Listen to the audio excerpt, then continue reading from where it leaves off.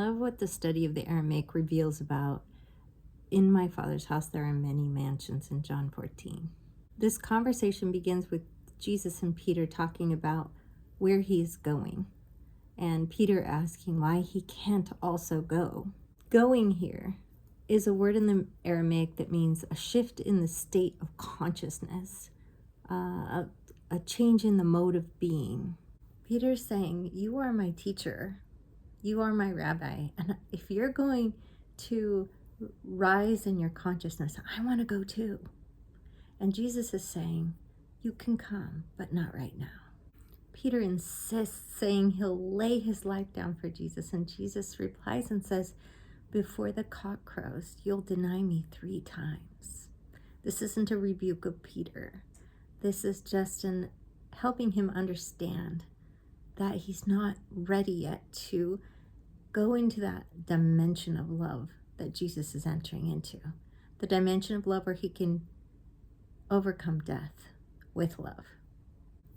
He's saying you're not quite yet stable in the state of abiding that I inhabit, but you're going to get there.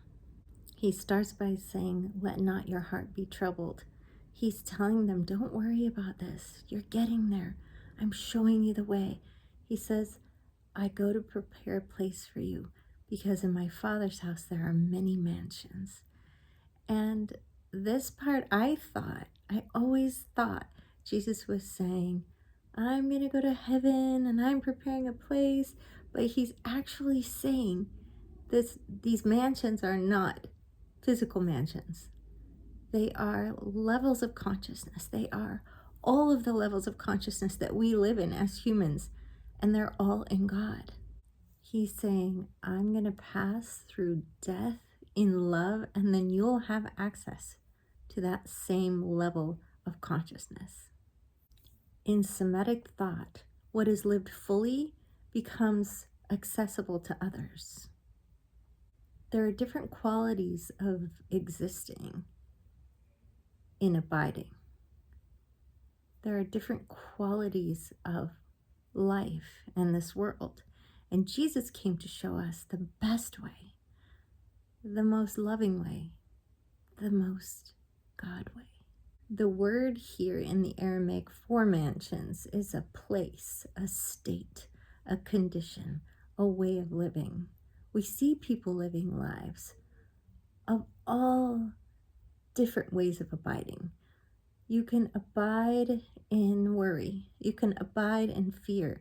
You can abide in love. You can abide in all the different ways, and they're all in God. Nothing can exist outside of God. Every reality is participatory, and in the Semitic way of thought, this would have been known, that we decide our way of being, that we choose the way we abide.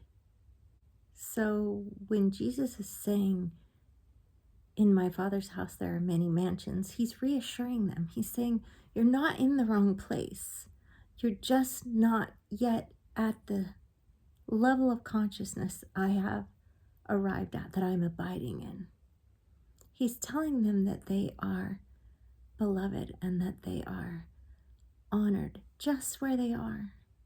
So this mansion, or this way of abiding, this level of consciousness, reflects out into the world, and we receive back the same reflection. So if you live in a state of worry or fear or negativity, you're going to receive that from the world as your reflection. And if you live in a state of love and joy and peace, you're going to receive that back from the world in that reflection. To prepare the place, Jesus was saying, I'm going to make this accessible for you. I'm going to be the demonstration. I'm going to be the example of this kind of abiding. He came to show us how to dwell in heaven on earth. That mansion that you want to abide in. That mansion that you get to create through your consciousness. Also, I left lots of resources in the notes below so that you can research the Aramaic language and the Semitic way for yourself. You don't have to take my word for it.